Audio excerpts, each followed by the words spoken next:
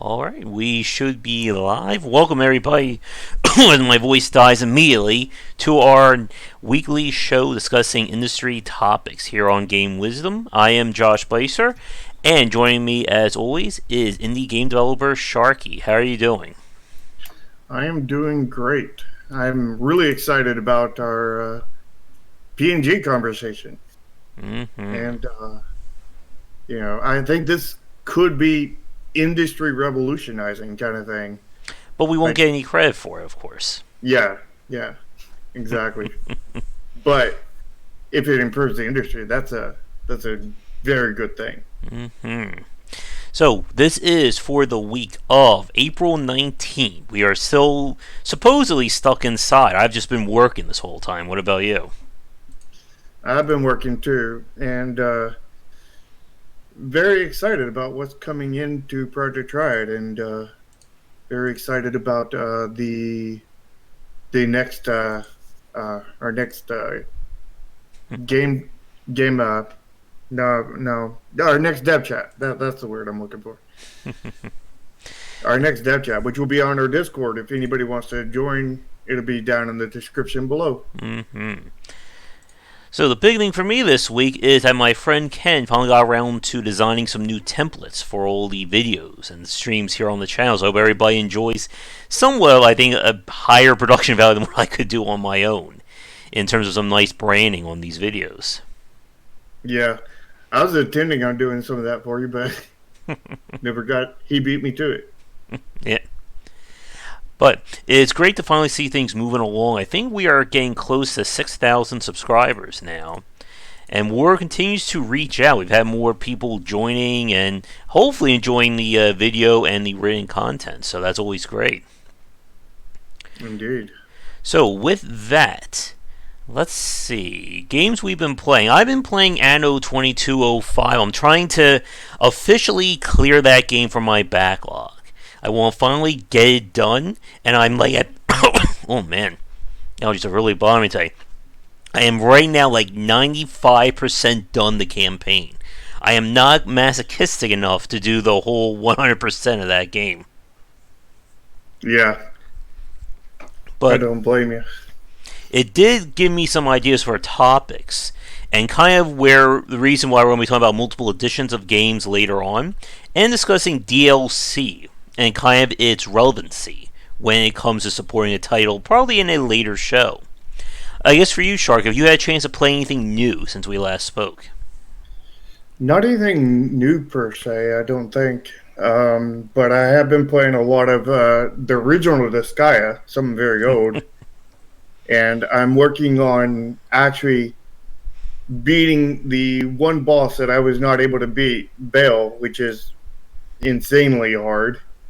I remember having a level 6,000 character. That was my strongest character, but like most of my characters were, like my bottom tier characters were in the level 3,000 range, and he one shot pretty much all of them. As a matter of fact, I think he one shot about I think he one shot like six of my characters in the first attack he did. And then my top three or four characters lived, and they hurt him a little bit, enough that he felt it, but he was definitely not threatened by it. I think by the end, by the time he killed all my characters, I think I had gotten him down to maybe, I don't know, 4/5 health. I took a good fifth off of him. I'm trying to actually beat him this time, and been playing more Oxygen Not Included. Of course, my base is so big that it lags so bad. I ordered me some RAM and everything to help with that, because 8 gigabytes of RAM when you have a base as big as mine is, the base needs about 9 or 10 gigs of RAM, so the game lags horribly. It The was problem is when running you're really too good. good at a game. It breaks your computer in the process.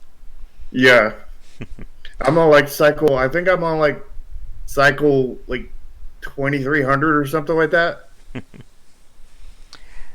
Let's see.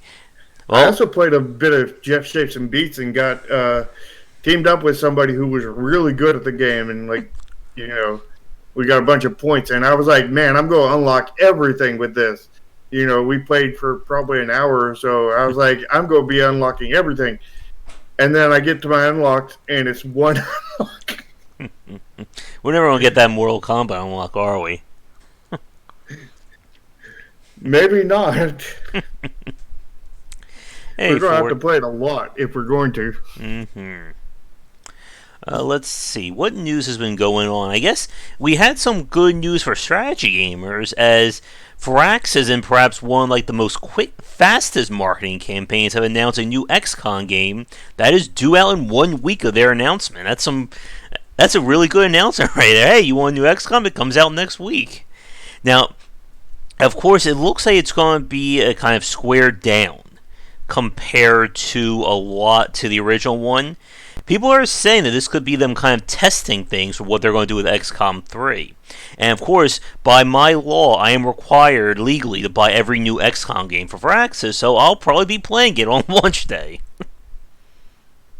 Are you sure? Mm-hmm. It's the only way we gotta keep making XCOM games, apparently. We gotta hopefully keep that market alive. Age of Empires 3 is coming soon. Yeah, hopefully.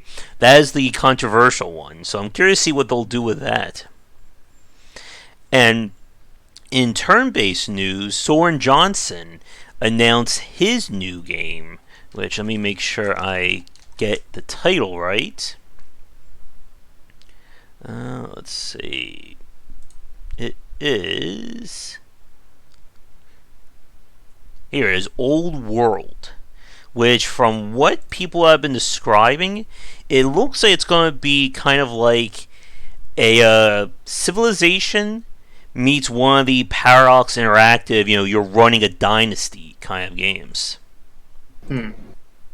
I did get a press key for it, but he's told me that I cannot talk about it until the game comes out in June. So I'll be playing it while you guys can look sadly as I enjoy it, hopefully. But yeah, his last game, Off-World Train Company, was a very fascinating one. I kind of wish that more people got to play it, because it's such a different take. Maybe we should try that one night for another like multiplayer night, or just for a regular night of playing it. Maybe. Let's see. Yeah, the card system, again, like there's a topic there about trying to add persistence properly to a game. Maybe we can turn it into a video or another stream. But yeah, for those of you who don't know what we're talking about in chat, AoE 3 introduced this idea of the home city, which was a persistent leveling and unlocking system.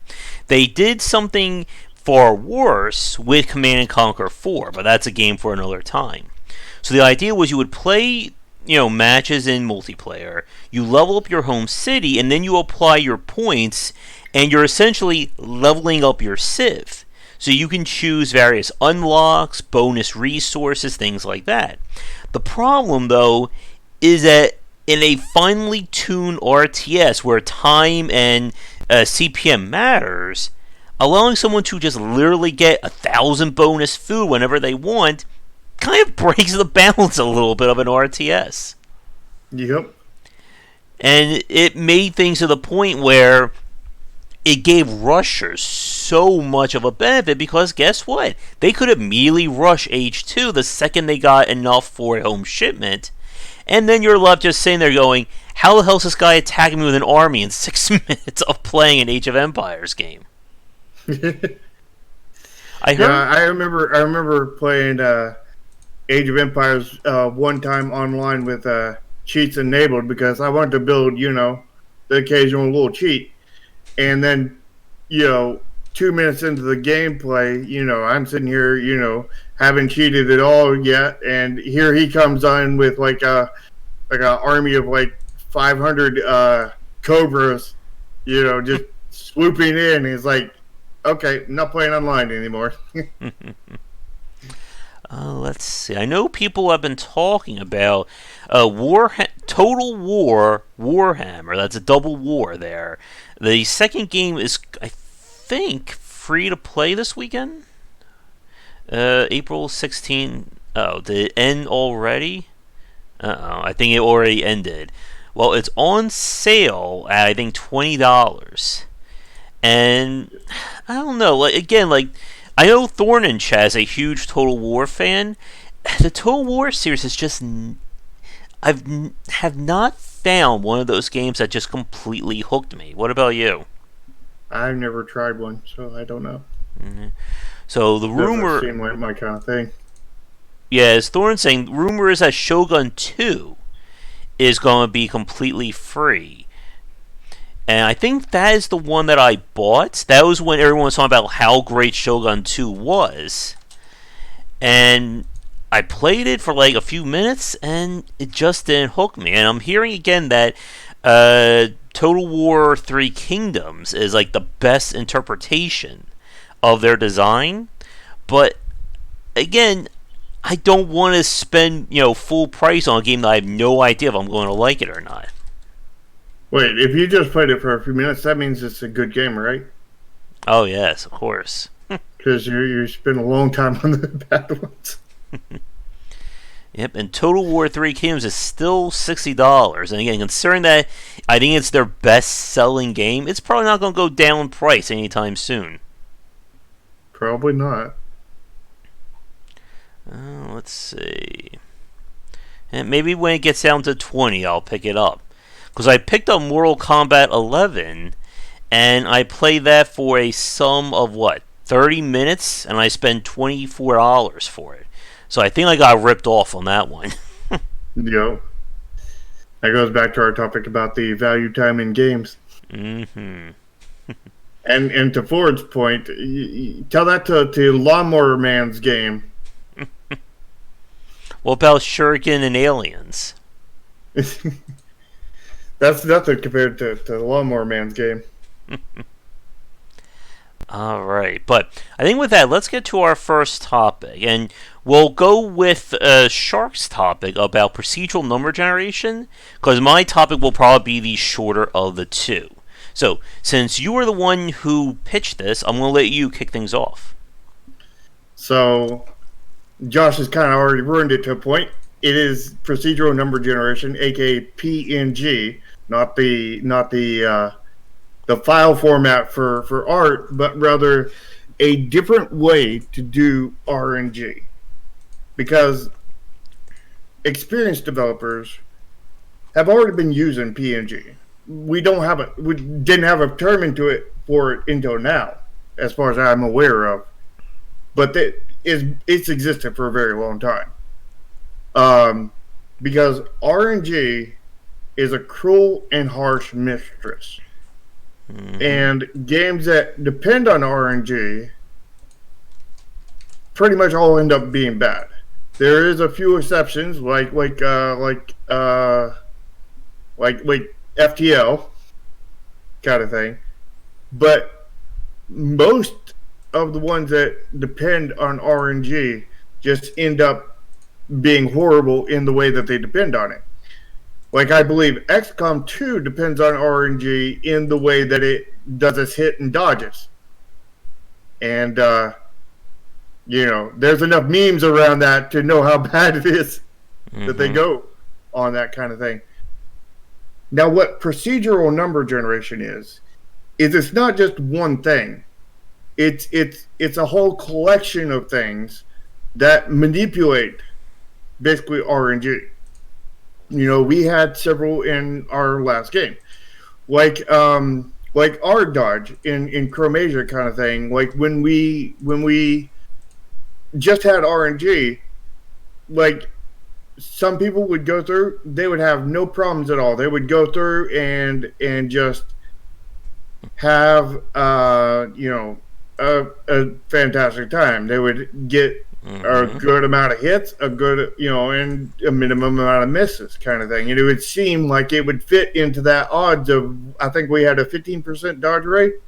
It would feel like it fit 15% kind of thing. I'm like, people didn't complain about it. But then other people went through and it was like miss, miss, miss. I'll do an attack that hits like 10 people at once, and I get 10 misses, kind of thing. And every hit is determined individually. So like you can hit 20 of them, and like end up or aim at 20 of them and hit like 19 and miss one. But these people were literally missing like all but one or all of them or something on a massive hit, or like all this other stuff. So the first thing we did to our first step into PNG was putting a limiter on there. If the character had dodged the last move, the next move they couldn't dodge, but then after that they could dodge again. Now we did that. That was officially PNG at that point, and putting that limiter on it, and it still wasn't balanced. It still wasn't good. It was better, but it still wasn't good. So what we did after that was we put a lock on it to once a enemy has dodged, they can never dodge again. They are automatically hit. So it's RNG for the first time, and then it's permanently disabled after they dodge, which is again another form of PNG. And it was a lot better, but it could have honestly been better than that, kind of thing.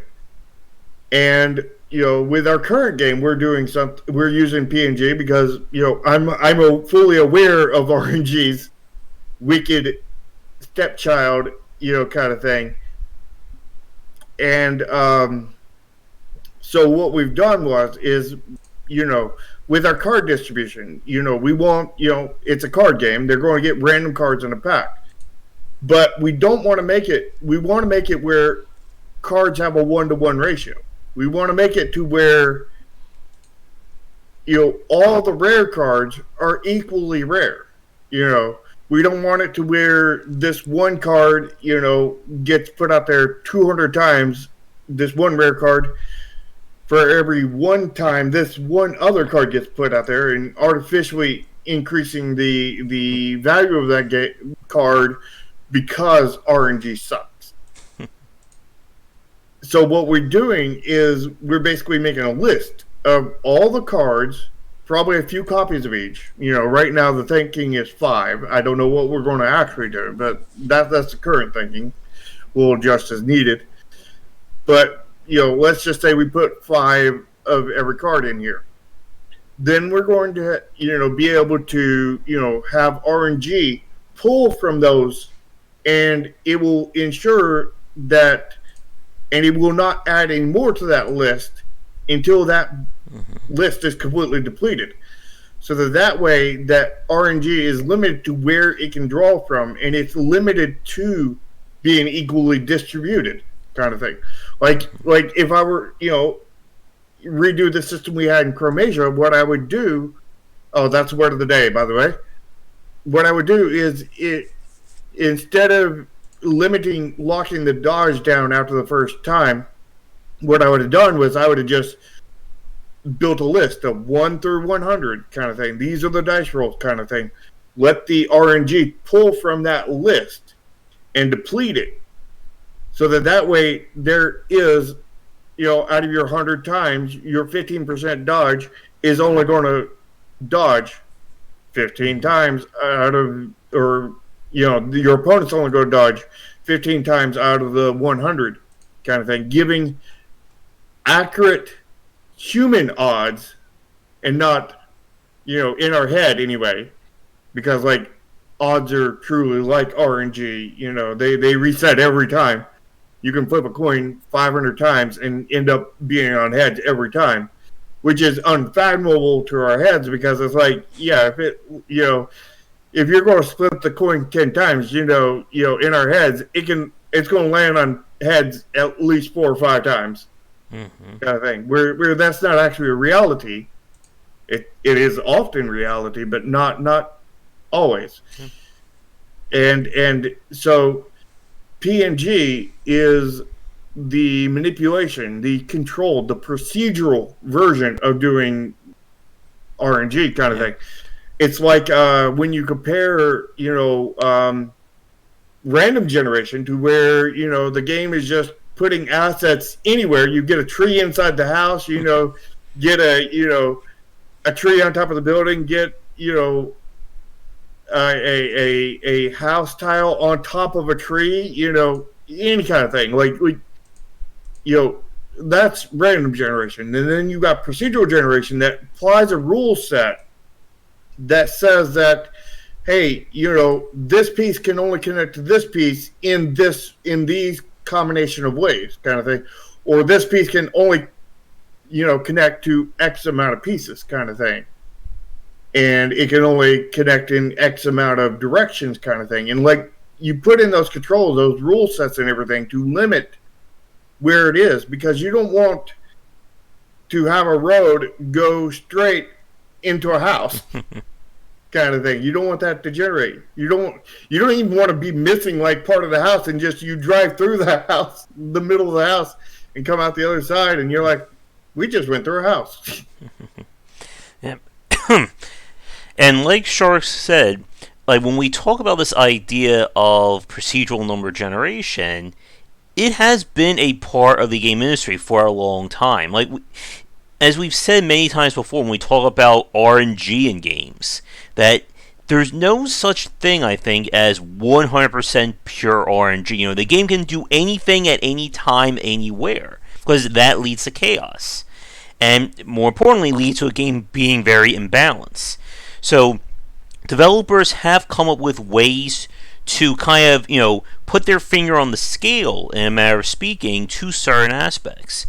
As you said, the idea that in Chromasia, that when you miss an attack, you won't, even though the game will still say you have a 20% chance to hit, or 50%, whatever, it will still guarantee to hit if the game knows that you already miss on that first hit. Right. Let's see. And what do you think about Zachar's comment there?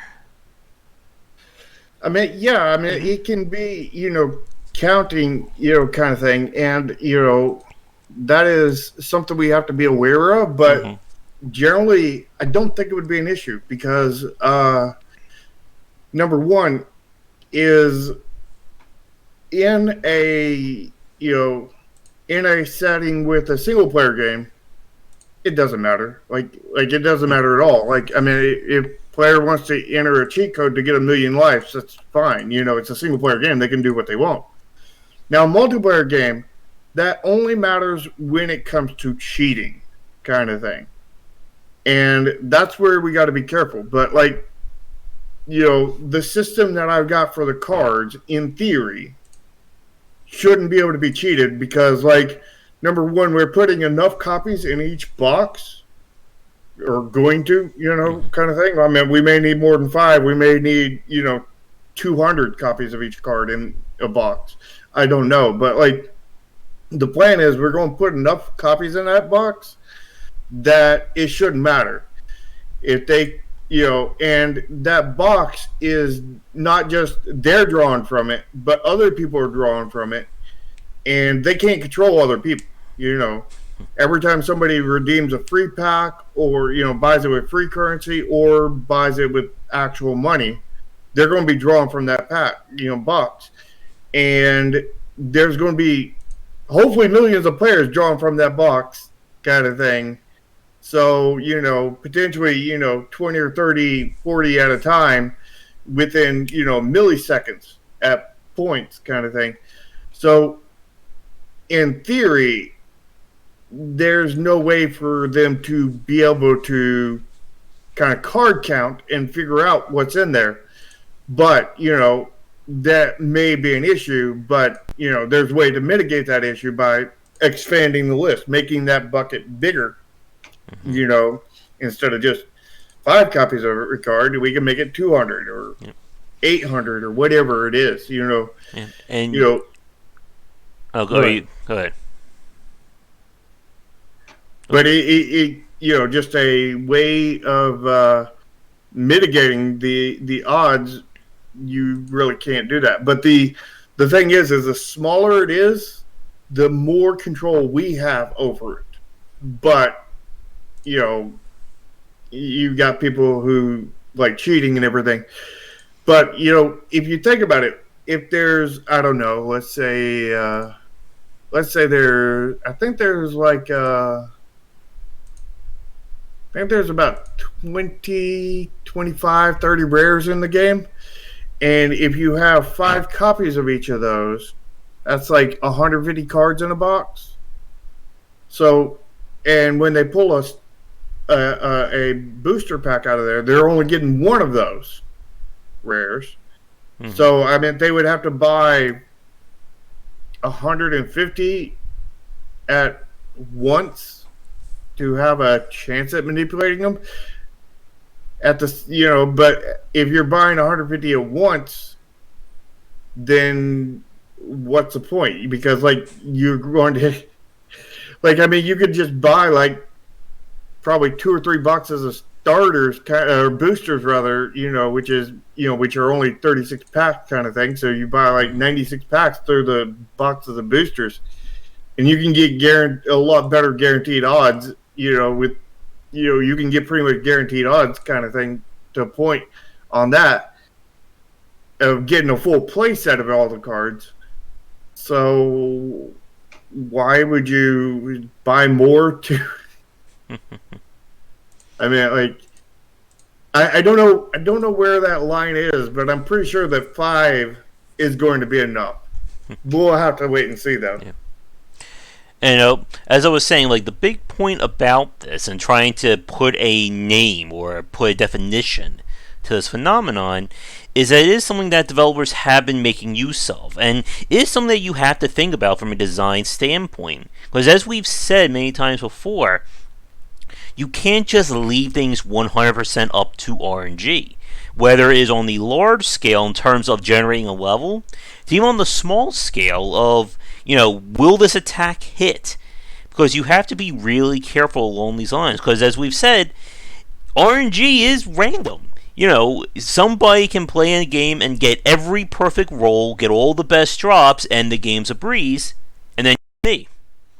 And then all the bad luck happens again and again. Yeah. And to what Zach says, PNG is a form of RNG. It does have RNG at the heart of it. The system I'm talking about doesn't just dish out cards out of the box. The box is the PNG part. Mm-hmm. RNG draws the cards out of the box. So the box is a limiting factor. It's a control. It's saying, it's like a physical card game where you print out a sheet of cards kind of thing, and you're printing out 1 copy of each card on that sheet, and you print out 5 of those sheets. Mm-hmm. And then RNG would be, hey, we'll shuffle all these up and then just deal them out kind of thing. Mm-hmm. That's the RNG part of PNG, because PNG is RNG just with more stuff added to it kind of thing to control it. So it's not RNG. It's RNG plus, basically. PNG is RNG plus, essentially. Just like, procedural generation is random generation plus kind of thing. And it's important, like we've said, that you have to think about your games along these lines in terms of how you want to present a somewhat controlled experience to the player. One of the more famous examples of this, again, is from XCOM 2, and what Firaxis did, that they will skew that number of your to hit chance every time you miss. I think we said it was 10 to 15% boost than what it actually is. And I think to Zachar's point earlier about how it is giving the player an advantage, in a way it is. It's trying to make the experience, I guess with air quotes, more fair to the player. Because again, if the player has no idea what to expect, if it's so random that anything can happen, then what is the point of trying to play a game when you have no real control over anything that happens? I think fair isn't the right term. Mm-hmm. It feels more fair. It definitely feels more fair. But I think the I guess the more correct term would be less chaotic. Mm-hmm. kind of thing. Where, when you got chaos, anything can happen. You have no control over it. Mm-hmm. At which point you're taking away the player's agency away from the game.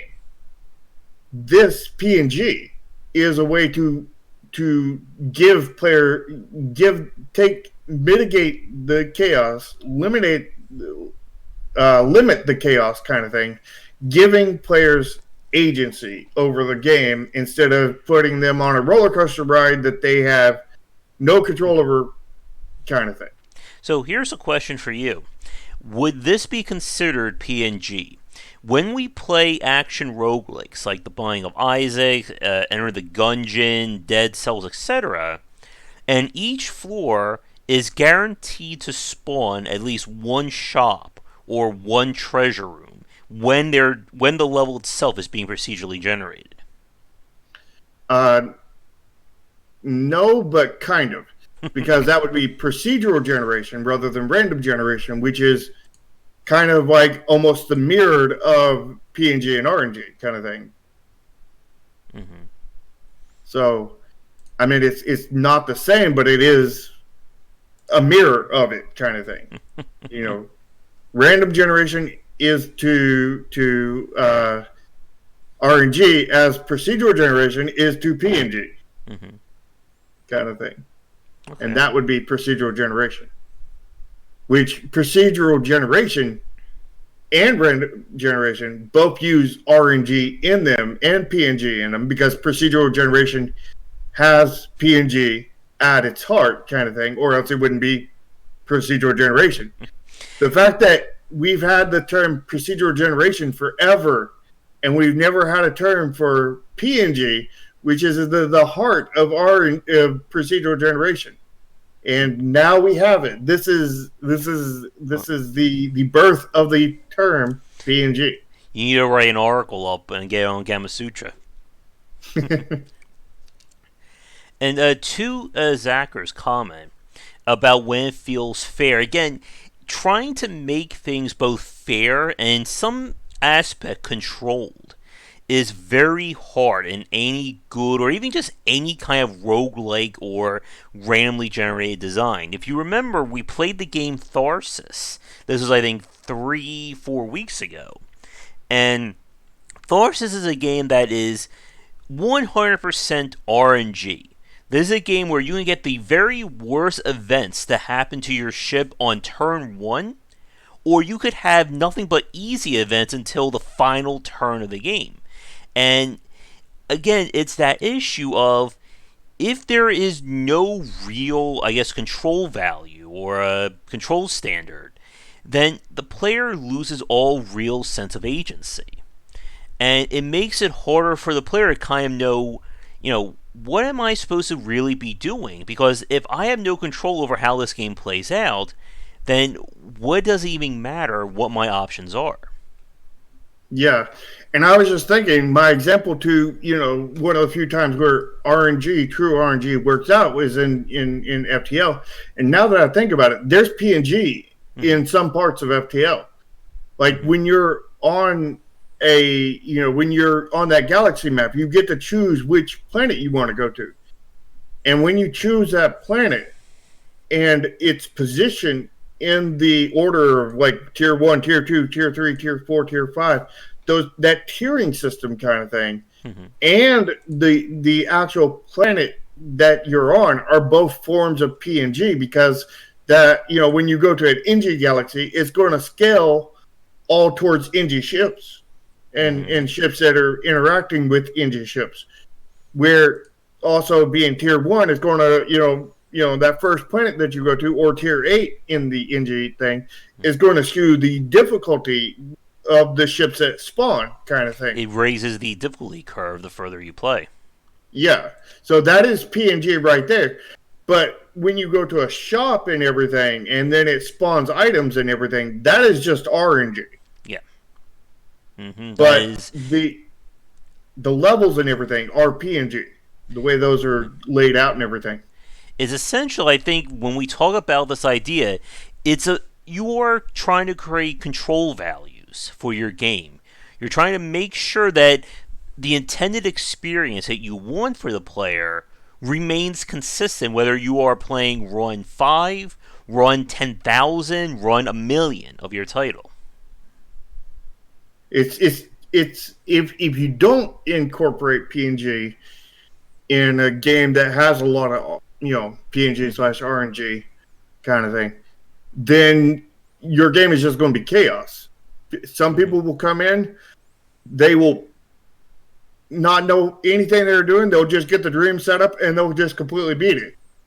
On other times, you'll have somebody comes in that maybe never played your game but has watched tons of it and dissected, like really knows about it, really knows the best builds and everything, like this expert pro that had never played yet, and he comes in and he gets the worst RNG, and there's nothing he can do from losing right at the start.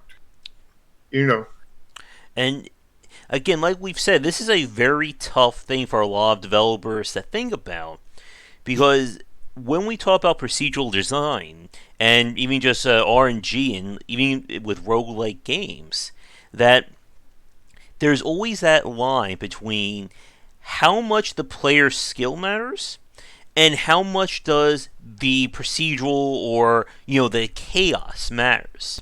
Like if you watch me play Hades on stream, I've gotten really good at that game. I can usually get to the third biome, more than 60-70% of the time on the hardest difficulty.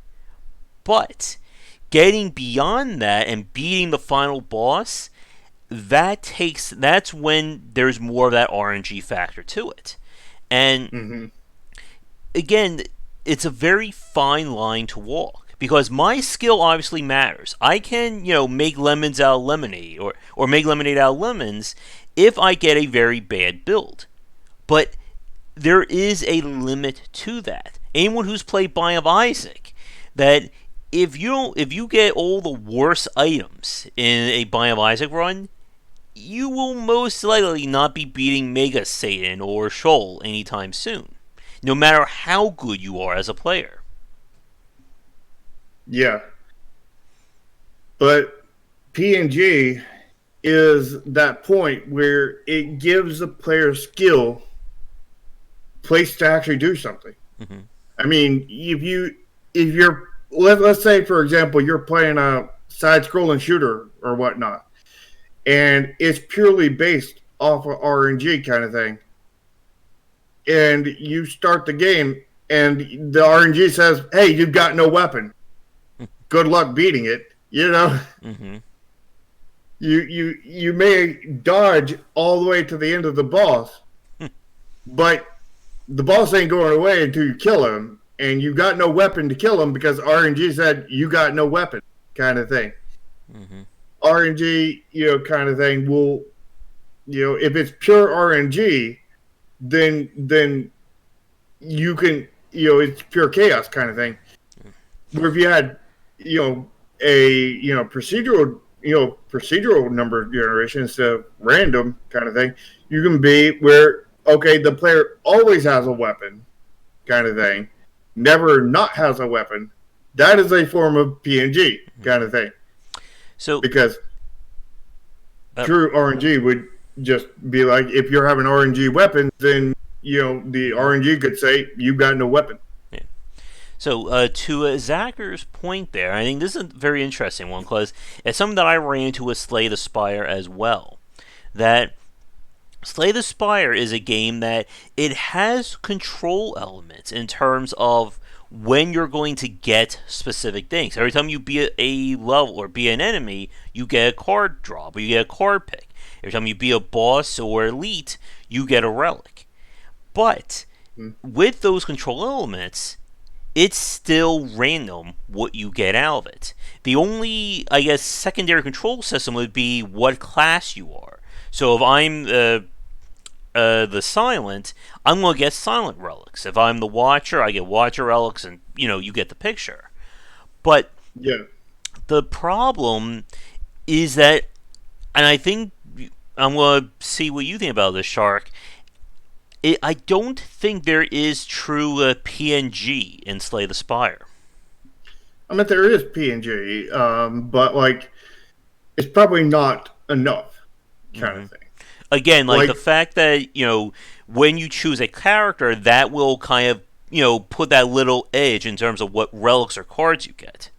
yeah, because like when you get like a whenever you get the warrior or whatever, I'm pretty sure you cannot get any relics or any Yeah. cards that say anything about orbs in them.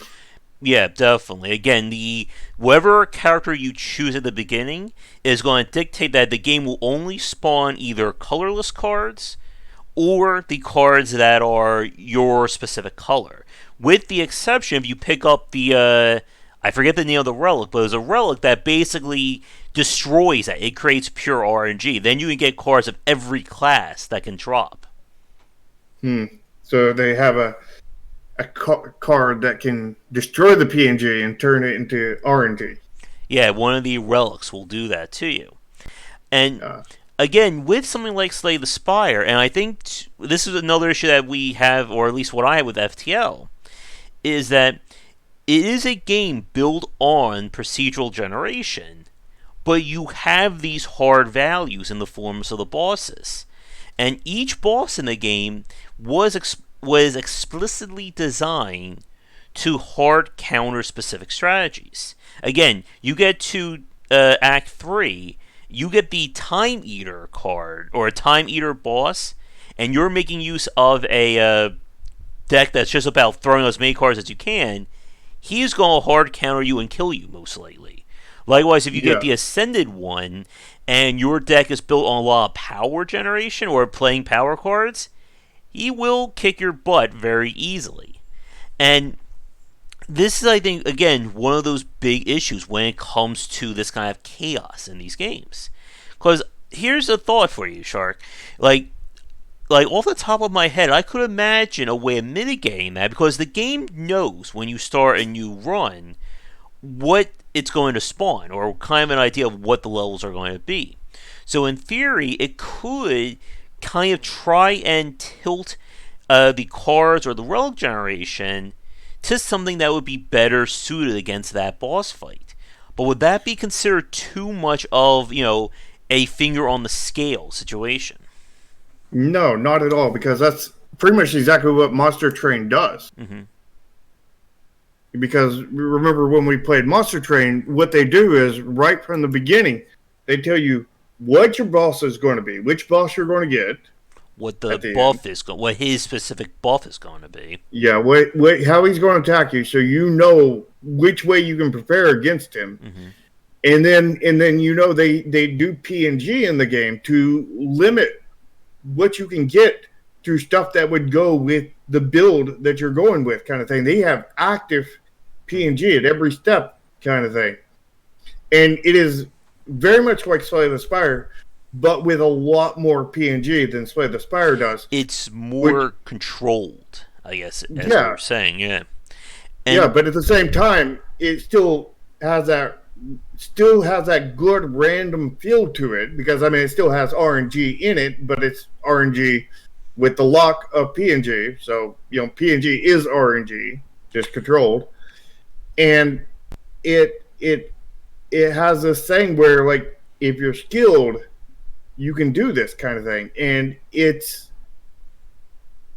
I just find it to be way better than Slay the Spire. Like here, it's very much like Slay the Spire, just mhm. you know more. Your skills matter more. So here's my question for you, Shark, and for the folks watching us live or recorded.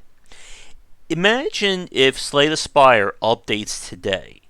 And one of the updates it does is that it will tell you, basically, when you start playing, who the chapter bosses are going to be for each act. Like, you don't even need to get to Act 3. You will know when you start playing the game, I'm going to fight the Ascended one, or I'm going to fight the Time Eater, or whatever, like that. Do you think that would make the game better, worse, or have no effect on how you play it? I think that would make it way better. And again, that's something that Monster Train does. Mm-hmm. I think that would make it way better. Like Like we talked before about how like if you're making a game basically kind of the same as another game, you better be better than them, or else you're not going to do any good. And or I do think that so Monster differently. Train is better. Yeah, Mm-hmm. better or different. Yeah, it'll be interesting. I think again, like Shark and I, we got into the beta. Shark gave me one of the keys he got for getting into that beta, so we've been playing this version of the game.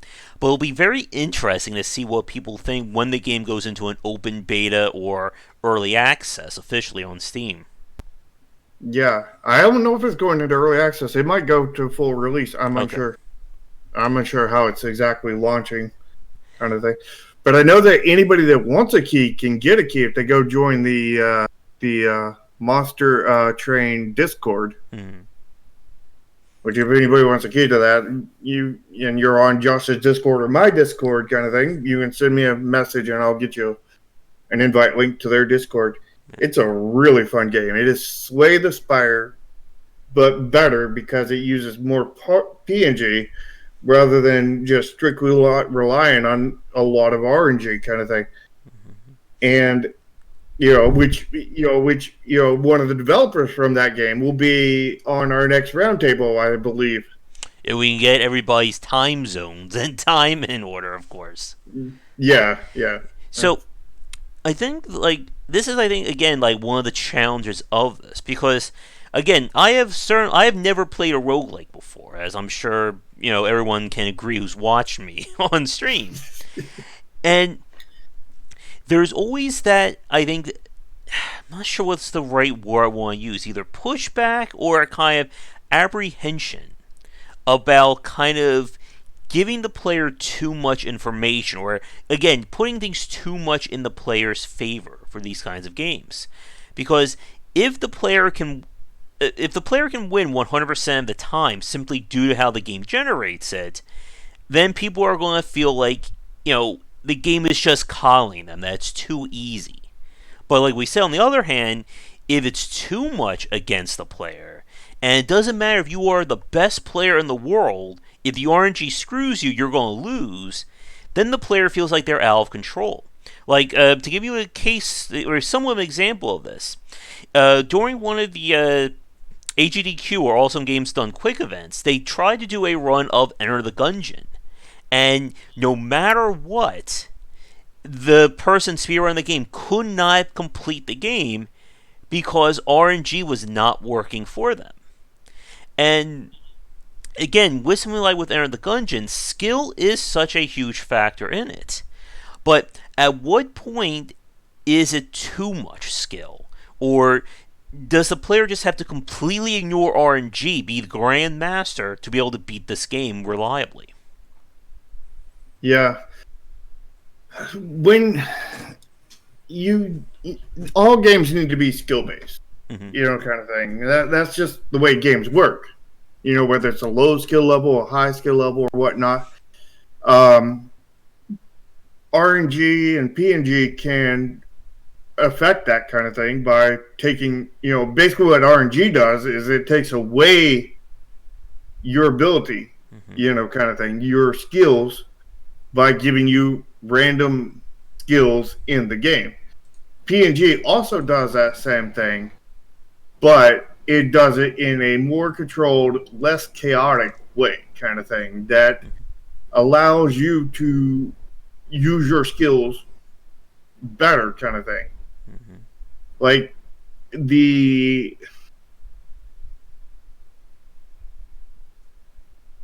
me think here.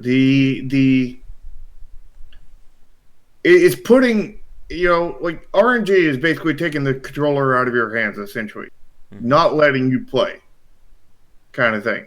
Where purely skill based is the controller's in your hand and you got full control over it. What PNG is essentially is here's the controller in front of you.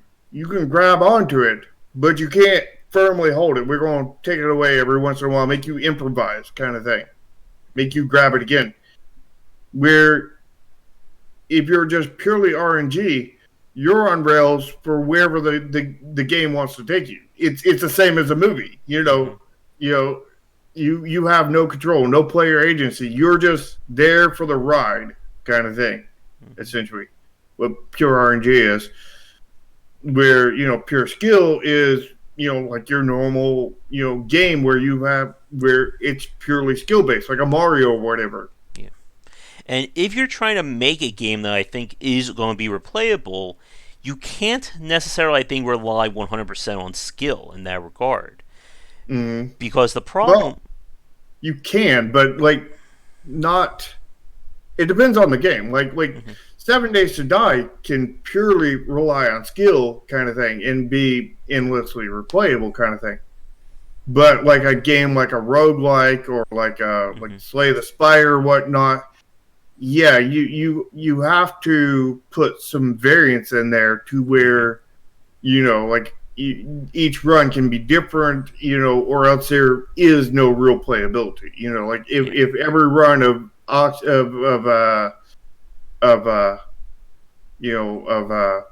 poop. Um,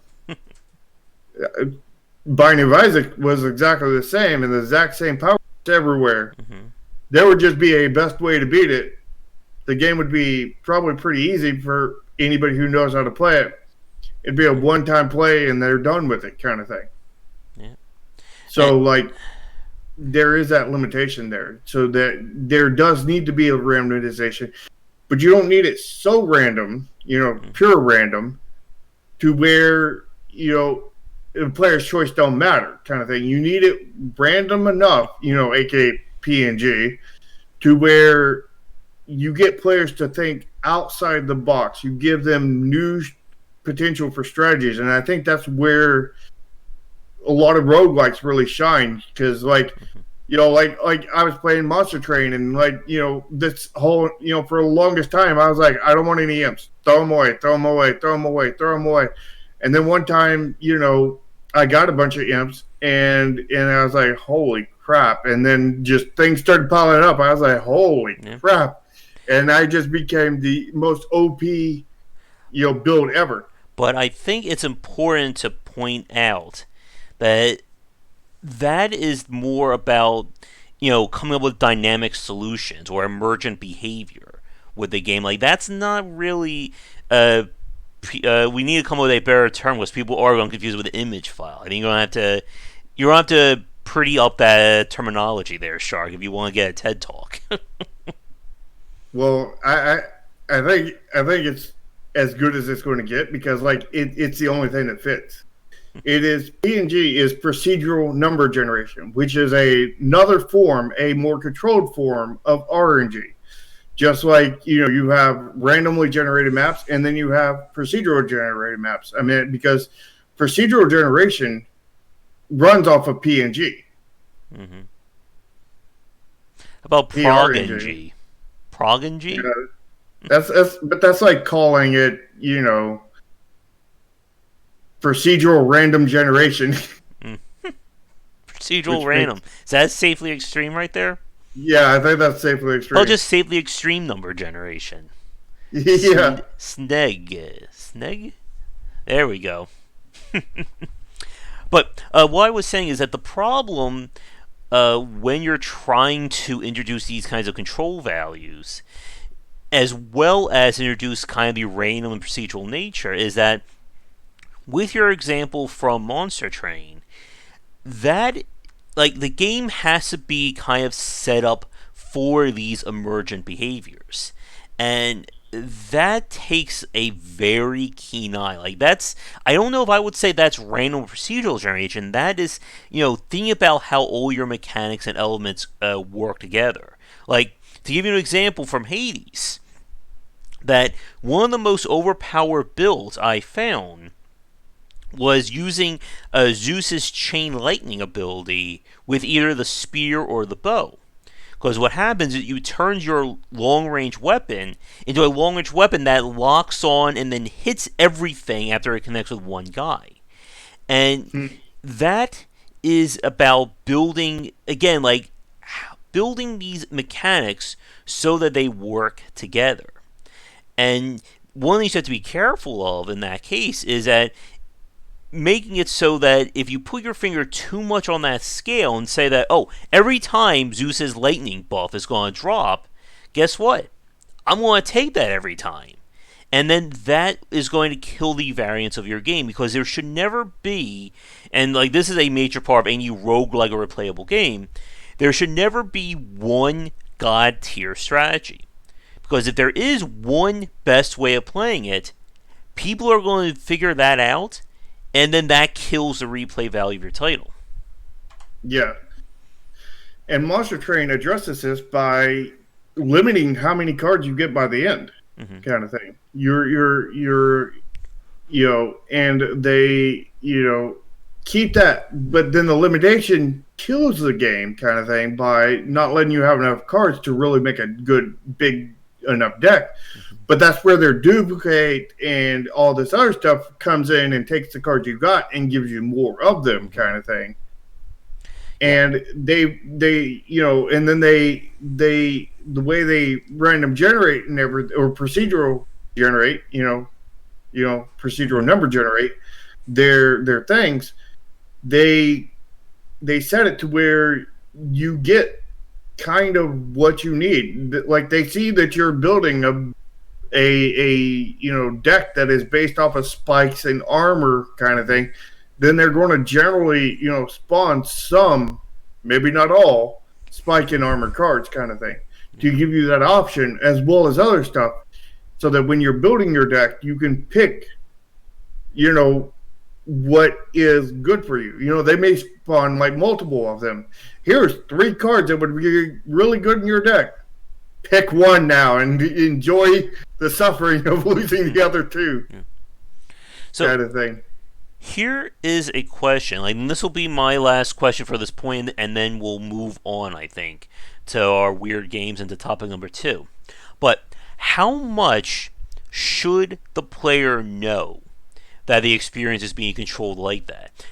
With your example for Monster Train, to the untrained eye, that game, it looks like it's still random generated. It looks like, again, it's complete chaos. But for somebody who knows design and studies it, you can start to see those patterns. Again, it's something that we've said before about being able to see like the man behind the curtain once you start examining game design like this. But my question for you is, should the player know that the game is being tilted in their favor? Or, again, should this be kind of, hidden behind the scenes for them? Well, I mean, PNG and your procedural generation are both not tilting it in their favor. It's tilting it away from chaos, kind of thing. And I would say the players don't need to know, because, I don't see that really benefiting them unless they're an aspiring game developer, kind of thing. And then they need to learn about PNG and procedural generation and whatnot if they intend on tackling those kind of things. And to buy all my books, too. Yeah. There's your marketing plug for the day. You need to make a book now on PNG. Well, we're going to do a roguelike book. Maybe I'll add that as a chapter. Yeah. I'll get coin before a shark does, and I'll steal all the credit. And then Project Triad will succeed before your book comes out, and then you'll become famous because I became famous. Let's see. So, anything else you want to talk about with PNG or PRNG or any? We'll have to come up with the best version of this before we move on. This applies to basically all games. Not literally all games. Like visual novels, probably not. Maybe, depending on what kind of video you're making, probably not. But most other games, any game that has a dodge rate, a hit rate, a chance to get something, a loot box, any kind of thing that has any kind of chances in it, definitely can benefit from PNG, kind of thing. And PNG is not a new thing. It's a very old thing. The name is new.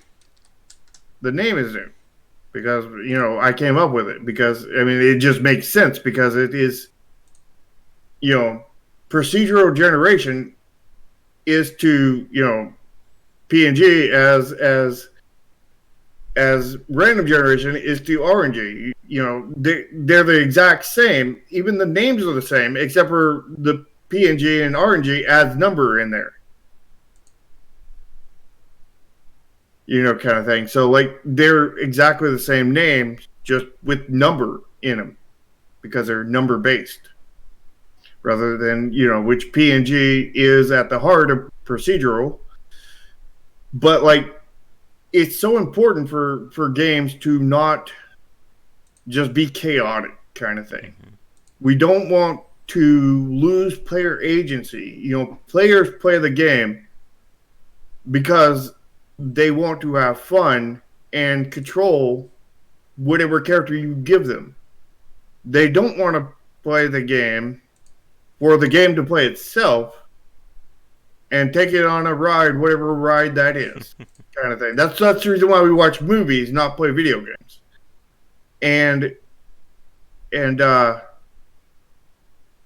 so what Balt Venture says, what makes PNG different from RNG? It's not just the naming. PNG is basically a control aspect over RNG. Like, for example, if you have a 15% dodge rate, right? So you can, just off of RNG, you can end up having the enemies dodge every attack for like 300 attacks in a row because RNG can be like that. RNG can be a broke mistress and just completely ruin it, kind of thing. Where like a PNG version of that could be where once a enemy dodges, they can't dodge the next turn, and then they can dodge the turn after that. And every time they dodge, they can automatically not dodge the next turn. Or once they dodge once, their dodge is turned off permanently. Or what you could do is generate a list of 1 through 100 in your list, and then RNG has to pull from that list, depleting that list, evenly distributing, because it's going to land on 1 through 100, out of 100 times, 1 each, kind of thing. And then once that list is depleted, then a new list is formed, kind of thing, with 1 through 100 again, so that it locks in that are in our minds. You flip a coin 8 10 times, 5 6 times, 4 to 6 times is going to land on heads, but reality says that you can land on heads all 10 times or 0 times, kind of thing. And that is pure RNG, where PNG is where you limit the RNG to what it can do, what it can't do, kind of thing. Give the RNG rules. It's procedurally, number generating, kind of thing, rather than random.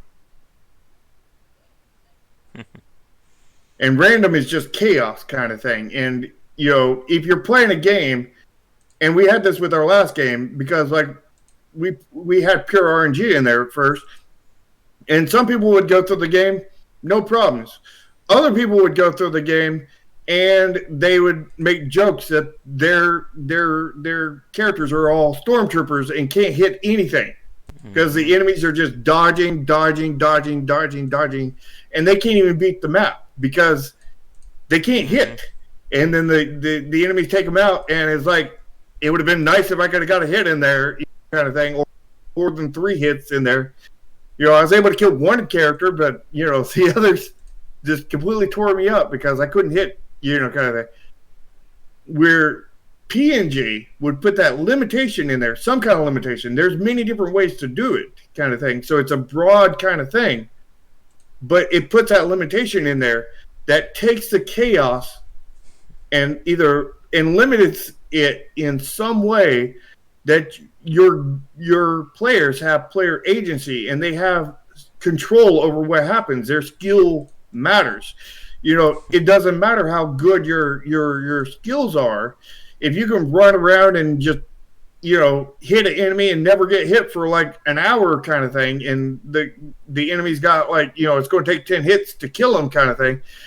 None of that matters if out of that hour, running around him, you never hit him, or you only hit him 9 times, and then he kills you, kind of thing. And you're practically god tier at this game because you're fighting a boss for an hour and not dying, kind of thing. But you can't win even at your god tier because RNG will not let you hit, kind of thing. So PNG takes that limitation, limits the RNG to expectable parameters for your game, which every game is different, and then those respectable, limitations allows you to, give the experience. I mean, I'm sure nobody means for their boss fight to go on for an hour. They probably meant, hey, this is a 5-10 minute boss fight and then it's over, kind of thing. And, then you got players that are just completely screwed over by RNG and just, running around forever, never ending, and, just ruins the gameplay experience for them. Which is why PNG is so important, because, like, just pure RNG, I wouldn't say is always bad, but it's very, very often bad to just have pure RNG. You need the limitations in there so that you can give the players the experience that you wanted to give them, kind of thing. And it is so important, and developers have been doing it for a while. It's because that's where procedural generation came from, kind of thing. And they, but there's never been a name for it, kind of thing. And because there's been no name for it, most developers haven't talked about it much. I mean, there's been, I think, one GDC talk on it a long time ago, but like they weren't calling it PNG. They were just talking about manipulating odds and how you can, they were talking about PNG, but they didn't, say much. They didn't give a name. They didn't do anything like that as far as I can remember. But it's been so important to the industry as a whole, but basically nobody has talked about it because there isn't a name. So, like, it is so important to get a name out there. And, it just kind of dawned on me a few days ago, the name, kind of thing. It makes sense. I know it can be, confused with PNG, the art file, the graphic file, rather. I guess that would be the term. But, a lot of things can be confused too. I mean, like, the word "to" can be confused because it could be T-O, it could be T-O-O, it could be T-W-O. Like, I mean, I don't think we can completely escape the confusion kind of thing. But, like, the name does make perfect sense because, well, you're going to have it to... is exactly what it is. You're going to have to figure out a way to get that to the masses there. I mean, I think the better way to talk about it is not call it PNG until people have familiarized themselves with the term, kind of thing, and just refer to it as procedural number generation. It is PNG, but, just call it procedural number generation until the fact that it catches on and it's called PNG. Well, we'll see how things go. Well, maybe you can next come with a new name for Metroidvania. We'll call it Vania Metro. All right. So I think with that, let's get to our weird game segment. See what is coming out, or what has come out very soon. So let me pull this up here really fast. Double jumpers, yeah. So, kind of breaking the rule here. It looks like this game came out last week, but I didn't see it on the list. Looks like a pirate-themed deck-building roguelike. Aesthetics don't look That's a too lot of bad. words. It's got Yeah, it pirates in it, doesn't. so maybe it has sharks in it too. Maybe. Not seeing any water, but maybe. Hmm. Be interesting. Give it a shot. See if you can get a key. Well, you're fighting a giant. Wait, look, that guy has a shark. He's using a shark as a weapon. Well, then he's OP. Mm-hmm. Dual wielding sharks. Oh, snap. Well, we'll see if we get it. Alright, let's see what else we've got. Now what we need is a shark that's dual-wielding sharks. Let's see. Turret. First person shooter real time strategy based game. Whew. Players are by best description a sci-fi fantasy based tank. I don't think that sentence makes sense. No. A sci-fi fantasy tank. Oh, good. It's a sports game and an indie game. How is this a sports game? It's a sport of playing a game. Let's see. What's a tabletop playground? Where is it? Tabletop Playground Beta. Tabletop. This looks like That's not the right one. Tabletop Simulator. Yeah, it looks like a lower fi version of a Tabletop Simulator. Yeah. Mm-mm. Somebody's trying to get in on their turf. And we've said many times, if you're going to create a game that's the same as another game, you better do it better. So here's or one. different. XQ takes a more platforming-focused approach on the Metroidvania genre, because nobody's ever seen a Metroidvania with platforming. I know I've never seen that.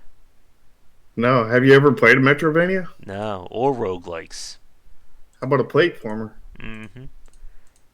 So do you think the full screen on this doesn't work right? Because it looks like this looks like it's a Windows screenshot.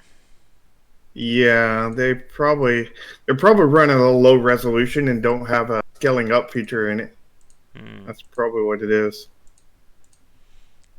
It's an action adventure game. Is it a first person shooter? Maybe. Maybe it's a visual novel game. Huh? Probably. Oh, I do like Metroidvania, so we'll see. Let's see. I have very low hopes on that one. Uh-huh. And by low hopes, I mean none. I'll be surprised. Let's see. So this is one. For a second there, like by the thumbnail, I thought this was an RPG Maker game. But it looks like, I don't know, it looks That's like a definitely not Unity RPG game. Maker. We make it through, like, Could be Unreal, could be Game Maker, could be a lot of things. Definitely not. It's definitely not RPG Maker unless the developers are insane. I mean, you could build that in RPG Maker, but it would be about 200 times more work than building it in any other engine. let's see, Deep Despair Remastered. Okay, so it's a survival game.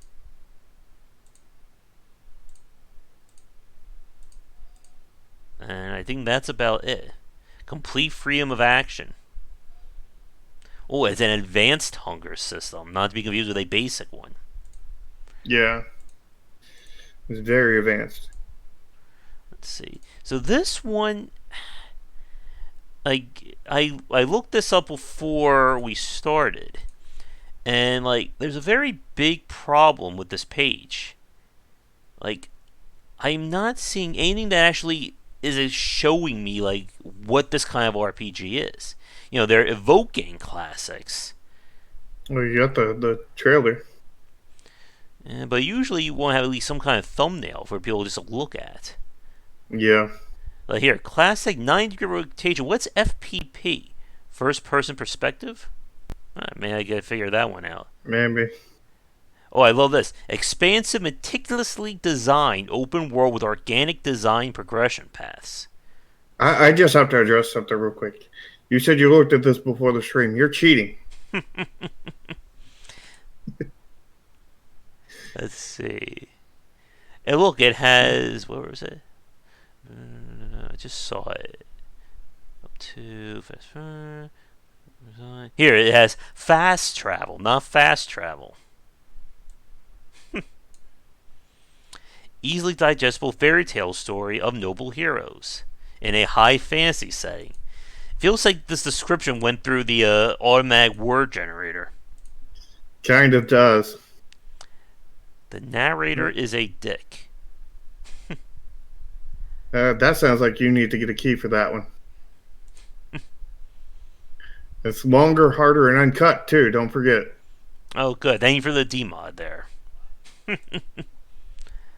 Comically based, unfair 2D platformer. Let's see.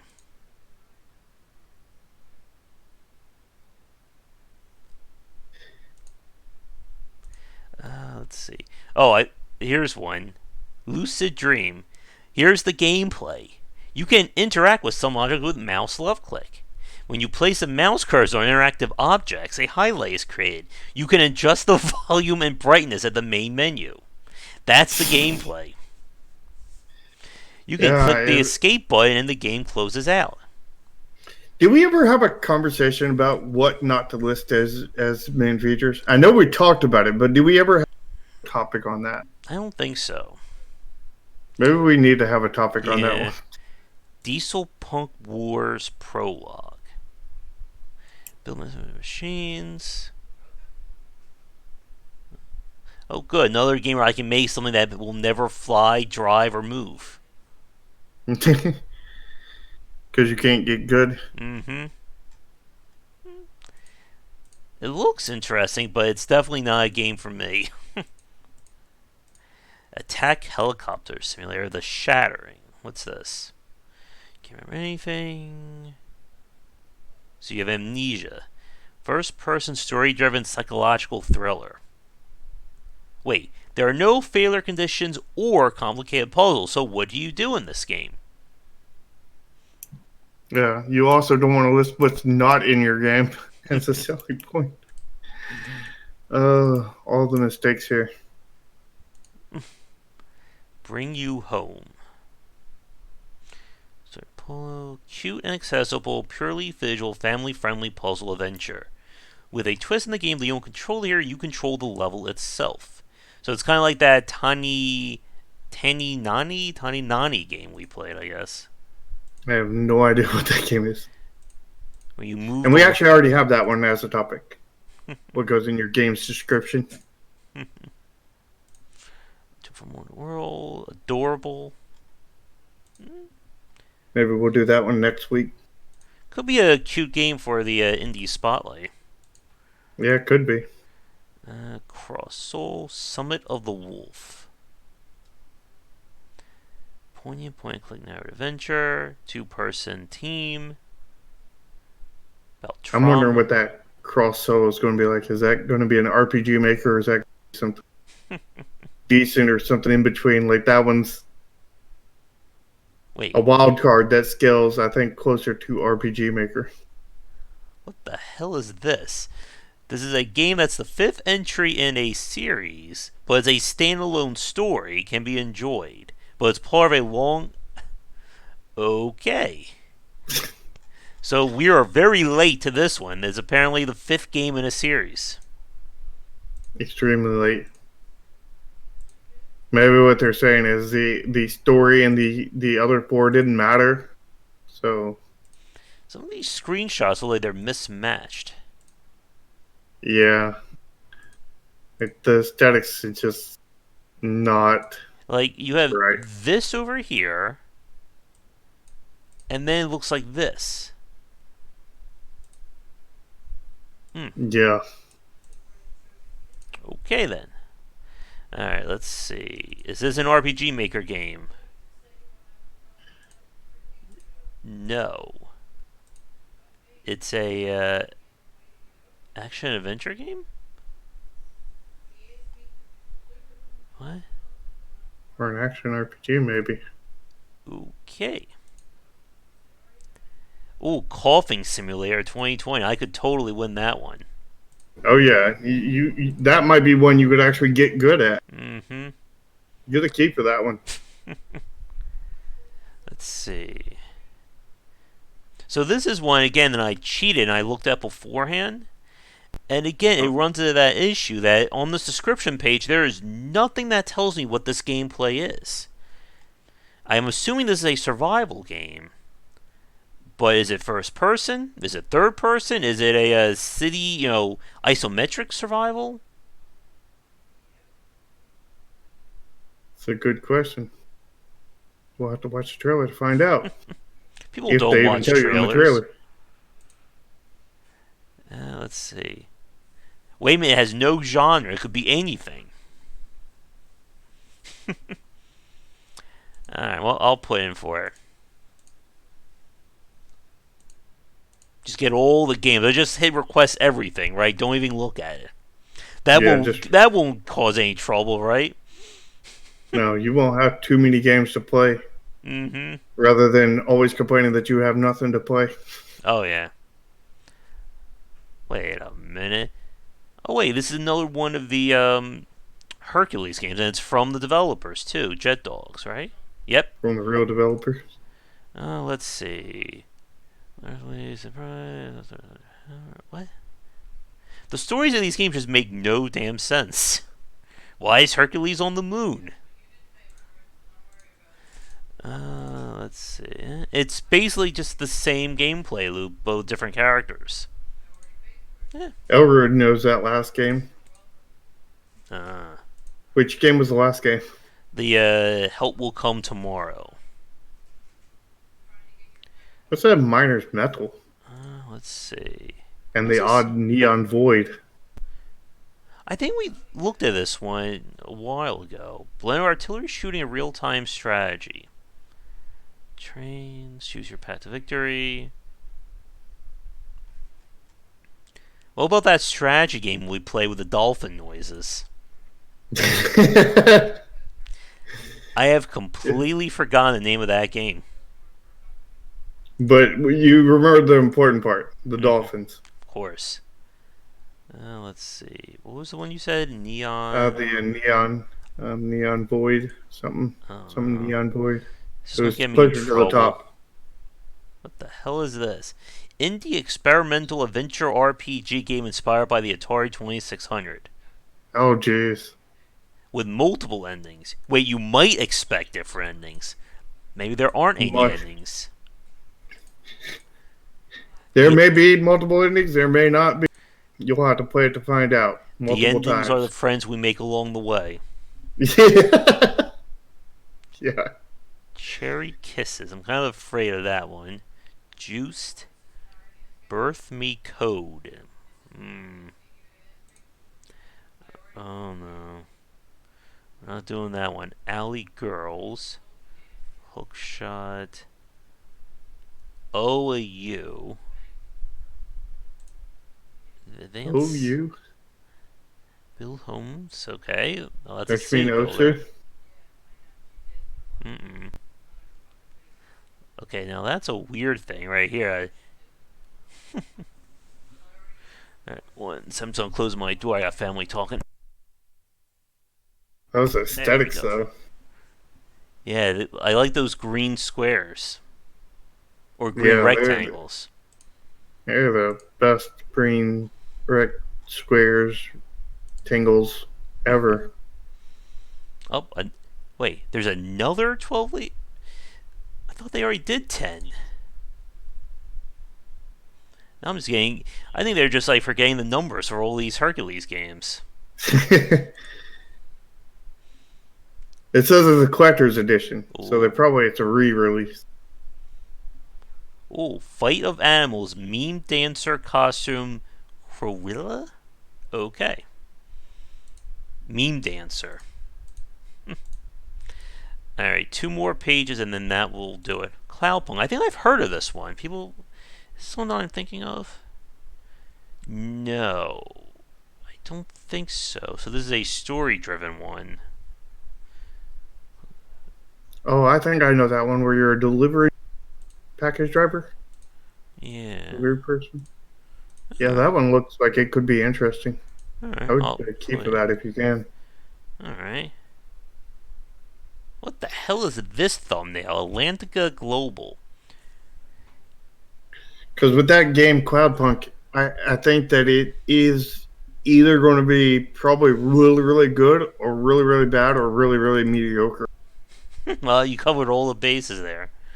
I think it's going to be really, really something. There we go. There's the XCOM game. Oh It's wait, going to is this be, what? Oh, this is the game we were playing that for the Indie Spotlight. Oh, it's coming out already. Huh? Definitely gonna put in a key for that one. Oh god, there's over 300 puzzles. What? I did like 6 in 2 hours. Oh god. yeah, you're going to have to get good. Mm-hmm. I've got some decent games this week. Blaster Squad. Ooh. Are these thumbnails doing anything for you? Wow. They have gone way overboard on their effects and way underboard on Mm-hmm. everything else. Mm. Ooh. Oh, geez. Look at those characters. Mm-hmm. Wait a minute. Go back to those characters. Let's see. Did I just see that they were big males with bunny ears and high heels? Is that what I see? I think you're able to customize them.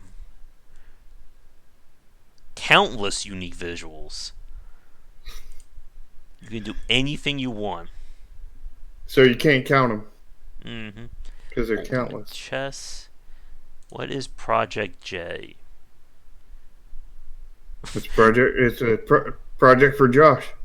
This is my second game. Travel different biomes? I think you spelled biomes wrong. Where was that at? Oh, I see it.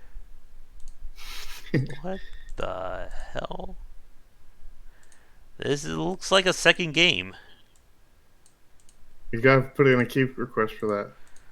Oh It's no. another game for Josh. Fight against many monsters. Oh good. Health wait, health and hunger. Perfect. Yep, it's a game for Josh. Oh no. You gotta get it.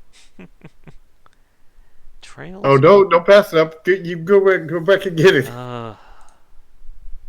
Well, actually, won't give me a key. Defend the village. Trails of Mana. Nira. What's this? Fast. You only hope he doesn't give you a key. The heck? Did we look at this one? Procedurally generated worlds. It uses PNG. Oh yeah, the Elementals game we looked at on the Spotlight. And now we get all the anime hentai games. They're all grouped up this week. Perfect. You know something I've noticed Mm-hmm. is like when I noticed this recently. When you look at anime games on Steam and whatnot, Mm-hmm. it tends to almost all of it tends to be in two genres: Mm-hmm. fighters and visual novels. Yep. It's like, oh, really? Well. It's like I love anime, but I'm not a first-person fan, and I'm not a fighters fan rather, and not a fan of visual novels for dang sure. Mm-hmm. All right.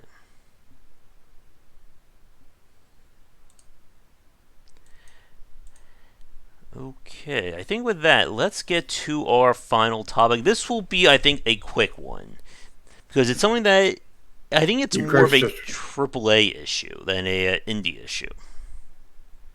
You cursed us by saying it was short. Mm-hmm. It's going to go for 2 hours now. So, our topic is too many additions when it comes to games, and this is something that we've seen AAA developers tend to pull out as a way of kind of hedging their bet on people buying their game or buying a specific version of it. And Ubisoft is definitely guilty of this, as the thumbnail includes their lovely. They need an actual chart to let people know what version has what to it. Now, on the smaller scale, we've seen developers release, the main game, the collector's edition, the. The what? Oh, sorry, Oh, headset. Yeah, the version that comes with all the DLC, the one that doesn't come with the DLC, and it's gotten, I think, to the point where it's getting a little much in terms of all these additions, and I think it's doing more harm than good for a lot of people. Yeah. Like, for me personally, there's no reason to have any additions other than the base edition and the collector's edition. Mm-hmm. That's it.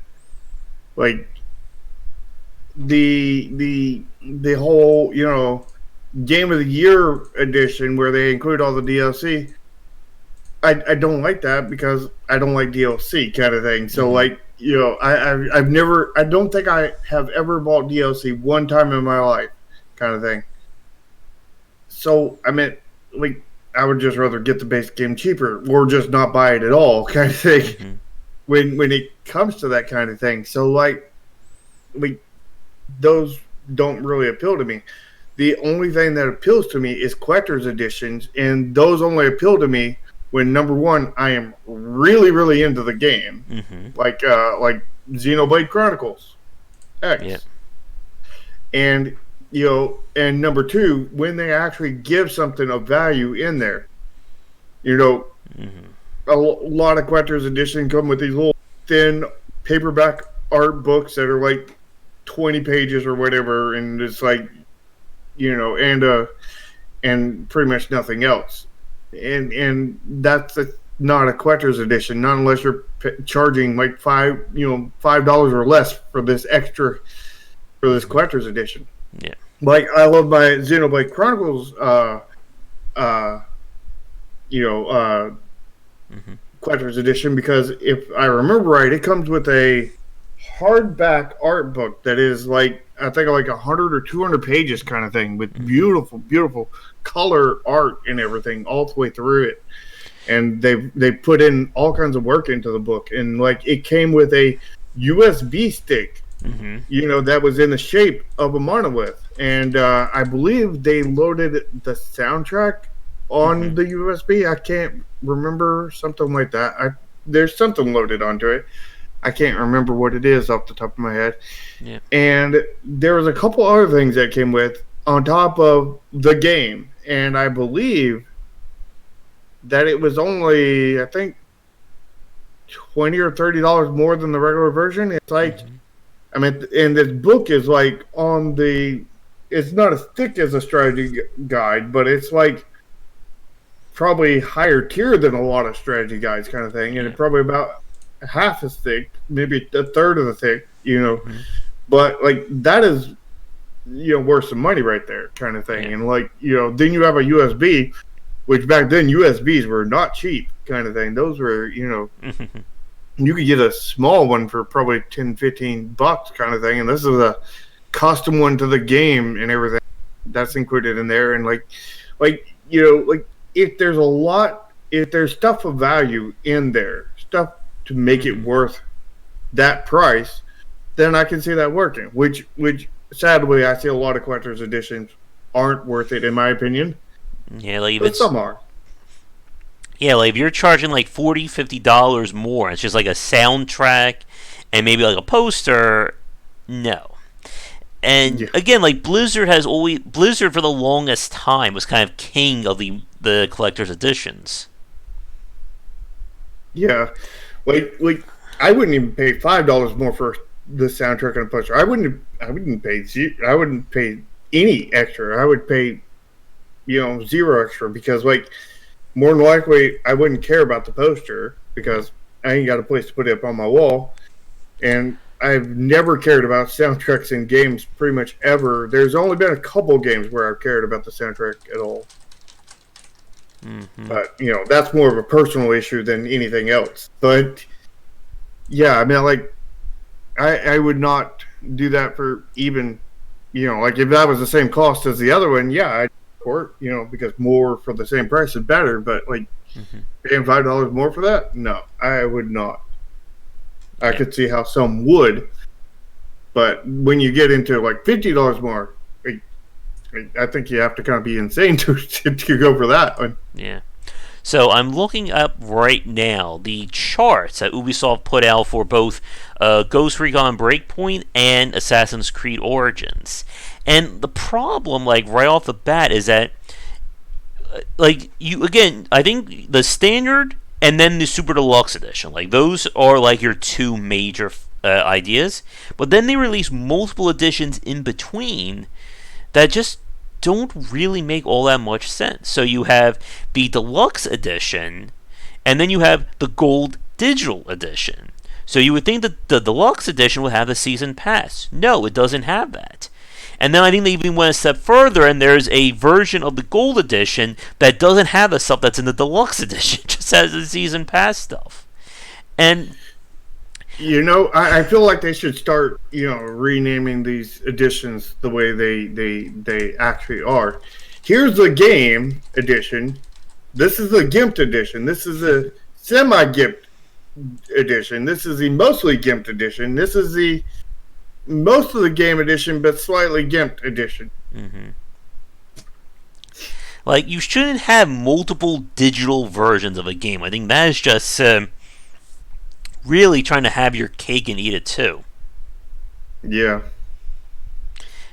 And the problem, I think, for one, is that it confuses the hell out of people. Again, you don't want people being confused when they're trying to buy your game. That's not helping. Actually, they do want you confused. Mm-hmm. Because confusion allows them to get off more bullcrap and abuse you psychologically. There is this psychological rhythm in your head that the more confused you are, the more likely you are to buy something that they want you to buy. Mm-hmm. So, like, they're psychologically manipulating you in that. And I don't know all the specifics on the psychological mental stuff. I'm sure Ramin would know a lot more than I do on that, but he could probably go into depth on that kind of thing where I can't. But I know it's there. I know what it's doing, kind of thing. I know the core of it, kind of thing. I know, but I don't know the specifics of it. But, like, there's not really much reason for me to know the specifics of it because it doesn't apply to me because I'm not going to do that kind of thing. Mm-hmm. And I'm also not competing against AAA either. Yep. And again, like, these editions just don't really add all that much value because, as we said, when you release the Game of the Year edition that has all the DLC, then there really wasn't a point in them to begin with. And like, this is the problem. Like, when you start, like, this is what we really know about Mortal Kombat 11, that you have the normal edition, you have their collector's edition, you have their deluxe edition that has the season pass included. And one of the issues that you run into when you have all these different editions of games is how this all applies to when you throw your game on sale. Like, to give you an example, after I bought Mortal Kombat 11, just the base edition of the game, they put a sale on the deluxe edition that made it cheaper than what I bought as the regular edition, but they didn't put the season pass on sale. So it basically, again, punishes first-time adopters. Yeah. Now, I'll tell you part of what the tactics are in there. Mm-hmm. It goes right along with the microtransactions. You remember, like, when we talked about microtransactions and whatnot, and the hardest part is to get a player to open up their wallet, kind of thing.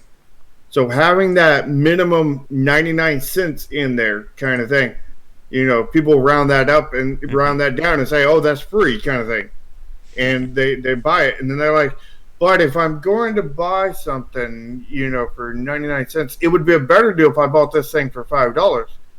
But it would be an even better thing if I bought this thing over here for $20. Because that's all this more stuff. Better deal if I bought this thing over here for $100. Okay, let's buy the $100 thing. You open their wallet with the $1 thing, and then you end up getting them to buy the $100. And that's kind of the same thing they're doing with the game editions, to where they're opening your wallet with the base $60 game. Hey, you can have the game for $60, but you can have the better game for $70. You can have an even better game for $90. Yep. Better one for $150. You can have the best, though. The best, for $300.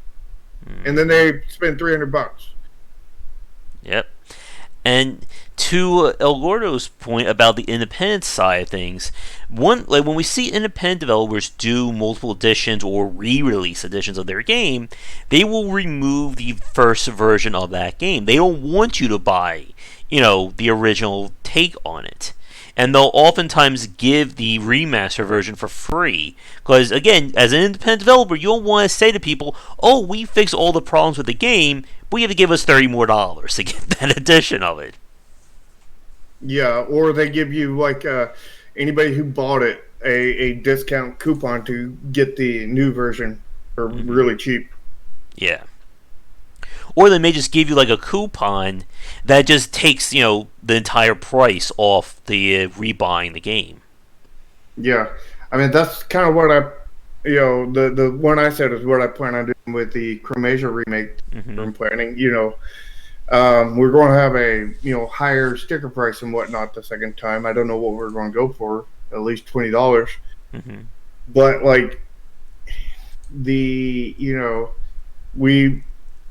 what I'd probably do is give like a $12 coupon to anybody who owns the original, kind of thing, which would be almost all their money back, kind of thing, since they paid $15 or less for it, depending on if they picked it up in a sale. It could be more than their money back because they picked it up in a sale. Yep. And we've seen developers do that tactic of re-releasing their game, and it's its own topic, I think, when we talk about selling your game. But for the AAA space, there's not... I guess here's the question. We talked about, like, muddying the waters, like, along having, like, multiple editions. What do you think about games that go for normal edition, collector's edition, and then super collector's edition? I just think it's... abusive monetization, basically. It's another form of abusive monetization. Unless there's a specific reason for it. Like, I could see, like, a specific reason for it, but it would have to be a specific reason for it, kind of thing. Like if they had a collector's edition that had everything they wanted in there except for one thing, because that one thing is brutally expensive to make. Like a 10-inch, highly detailed figure that costed probably about $200 their cost to make, kind of thing. And nobody's gonna, not everybody's got that kind of money, and then they sell that in a separate, edition, kind of thing, where it's a $300-400 game, kind of thing, with that figure, kind of thing, because the figure is the most of the cost, kind of thing, or maybe it's even $500, kind of thing. Like that would be something where I could understand a second collector's version, which would be the exact same as the first collector's version, just with the figure added in. But if you are going to sell that, then remember, you have to include the game in that edition. Like, there should never be an edition of you selling a game that doesn't include said game. unless it's just on its own. If you just sold the figure just on its own, and some reason you called that a collector's edition. Hmm. And I think Kickstarter tiers would be a different point, because I think Topic. there's a different, I think, psychological element to it when you're buying a Kickstarter game versus a collector's edition or multiple editions. Yeah, and we have Kickstarter on the list of topics, so maybe we can tackle that one next week. We'll see. But I don't think there really is a lot to discuss on this one. It's kind of like, again, like, as I bought more games while they were on sale from Ubisoft, it's just something that just really begins to annoy me, because again, you want to make things as clear to the player as you can. Another good example would be Paradox Software with all the Europa Universalis, or I think Crusader Kings DLC. That they have multiple packs of DLC that have carryover from other packs. So you have to figure out which order or which packs to buy in order to make sure you get everything. Yeah, and to your point about you want to make it less confusing, that is if you're trying to make it good for the consumer. Mm-hmm. If you're trying to take advantage of them and abuse the situation and everything, which if you're an indie will definitely backfire on you. Mm-hmm. If you're not a AAA and you don't have this dedicated ravenous fan base that is will buy your game no matter what you put into it, kind of thing. Then your confusion is good, kind of thing. Yeah. But like, if you're an indie, being anti-consumer kind of thing will bite you in the butt real quick. Mm-hmm. But there's been a few people that's gotten away with it. Yeah. But they didn't get so far away with it. They didn't get completely away with it. I mean, there's definitely repercussions. Oh, yes. But it wasn't, And especially if you try to re-release a game under a different title as well. Oh, there's tons of those. Oh, yes. Yeah. Well, that's mostly asset flippers that do that kind of thing. Asset flippers do that all the time. Like that DayZ ripoff game that changed its name because everyone hated the first version of it. Yeah, you have to be really careful about re-releases as an indie developer. It's kind of I think that is a last-ditch option. Like, you don't want to be doing that unless, something catastrophic happened. Yeah, like your game only sold 127 copies. Mm-hmm. And I don't know that one at all. No. And let me see. I just want to look at this really fast. I have never sold a game that only sold 27 copies exactly. Don't ask me why that number is so specific. And again, like with something like Brigador, when they did the Up Armored, is that the name of it? Yeah, Up Armored edition of it, they completely removed the first version of the game because they don't want you to buy that take of it, and they explicitly said that we're doing it like this. Like, you don't want a game to disappear from stores and then go back on at a higher price. That's another big thing. Don't re-release a game and charge more people if as a way of just fixing it. You have to give the players more value. And again, like we said, for somebody who's already bought the game, you have to give them some discount, or again, even just give them the enhanced edition for free. Yeah. And again, we're not saying you can't charge more for your re-release. Mm-hmm. We're saying you can't charge more and then not give more. You need to give a lot more than you're charging more for. And again, you need to also give the consumers of your first game, the release version that they supported and nobody else did, kind of thing. You've got to give them value, give them a good reason to go to the other version. You should be offering a far better game and a massive discount. Yep. And massive could mean free, kind of thing. It could not mean free. It could be almost free, kind of thing. Yeah. Like, like I'm taking that safely extreme approach on mine to where I'm offering them almost the cost of the original game, and the new game will have a higher cost kind of thing. And I think I'm going to make that a limited time offer to where they have to act on it within the first, I think, like month or so. Kind of thing, because I have a feeling, because of those 127 cells, 100 of those were game collectors, and 99 of those game collectors never even booted the game and just wanted it for their collection. And I'm pretty sure they're not going to buy it on that first month. So, I want to get the 27 people that actually cared, 27, 28 people that actually cared about the game, a good discount on it, kind of thing. And the game collectors, they're begging for a 90% discount, and they're going to lose out on the big discount kind of thing. And that'll be fine by me. All right. But I think with that, let's wrap things up for this week. I think we had some really good conversations. Again, we'll have to see what people think about PNG, PRONG. We'll figure out something, I think, down the line.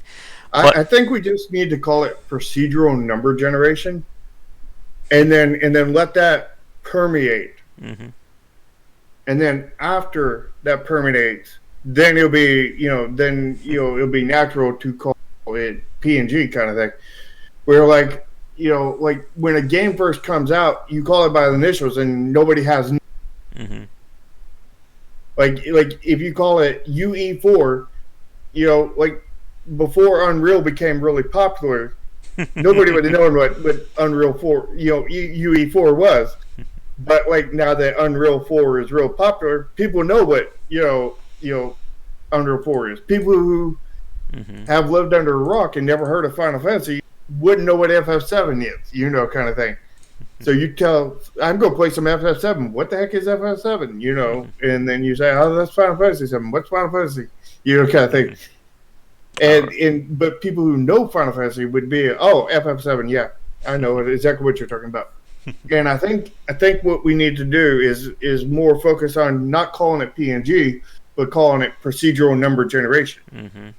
And then once that gets adopted, kind of thing, then people are going to start calling it PNG, because that's just easier, and people will actually know what they're talking about at that point. It's the cart before the horse kind of thing. All right, I don't think I'm going to be procedurally generating a song anytime soon. Procedural song generation. Actually, we're talking about doing that in Project Triad. Actually, Tomo's suggestion kind of thing, to where because we're using synth and everything, he's talking about like putting like like the bass on like one level, and then like have like several different layers, and then we can mix and match different layers and get different combinations of songs through the mixing and matching through the procedural music generation. Nice. PMG. All right. Now we've just invented another term now. Great. All right, but I think with that, let's wrap things up for this week. So we'll be back next Sunday around 4 p.m. EDT here on the channel. For those of you watching this live or recorded, be sure to check out the Discord and Patreon for Game Wisdom, link down below. You can follow me on Twitter at GWBicer. And as always, we do daily talks on game design and our regular casts. So, back? You died. There you go. Okay, now I'm back. And for you, Shark, where can people find you? You can find me mainly on Discord. I talk to everybody over there. I help other game developers over there. I help, we show off Project Triad. Lots of really exciting things happening over there. If Discord happens not to be your thing, we have a Twitter and a YouTube channel as well. Of course, you can do all three of them, and they'll all be in the description down below. All right. So with that said, we are calling endings not with a musical sing along. Definitely not there. But Oh, we need a musical sing-along. but You promised.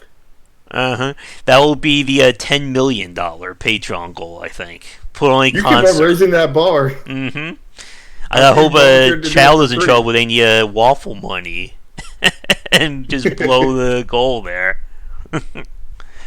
But have a great night, everybody. Come back for daily discussions on game design here and on game wisdom, where some of the art and science of games, and not have random sing-alongs.